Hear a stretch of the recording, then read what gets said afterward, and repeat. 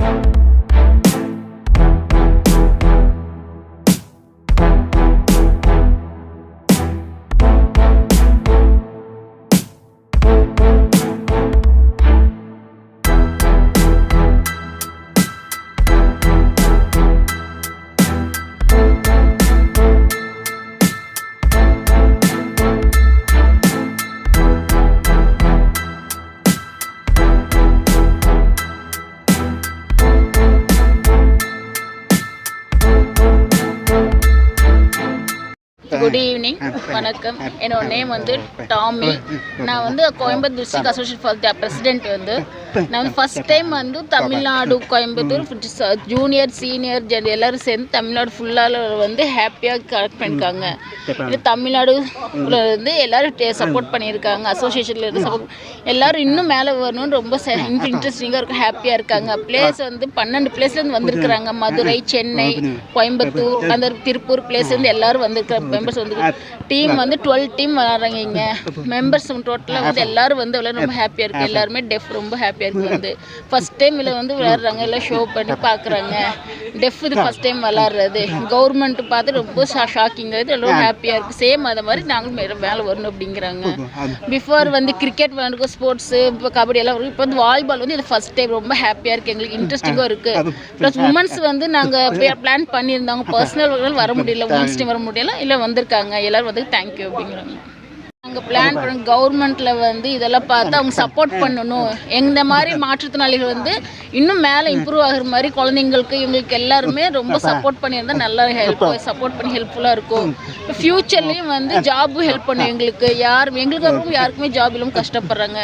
Support பண்ணி training கொடுத்து எடுத்து வந்து இந்தியா ஃபுல்லாக எது கொடுத்து சப்போர்ட் பண்ணி ஹெல்ப் பண்ணணும் ப்ளீஸ் அப்படிங்க. தேங்க்யூ அப்படிங்கிறாங்க.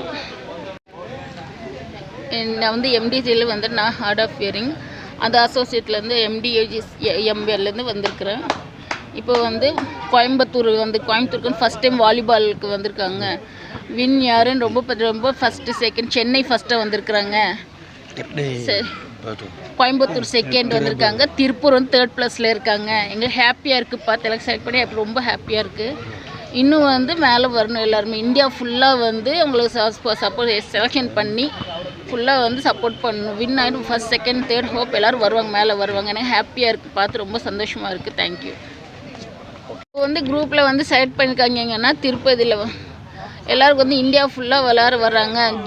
9th to 13th ஜூலை வந்து செலக்ட் பண்ணியிருக்காங்க. செலக்ட் பண்ணி வந்து ஹோப் அவங்க வின் ஆவாங்க.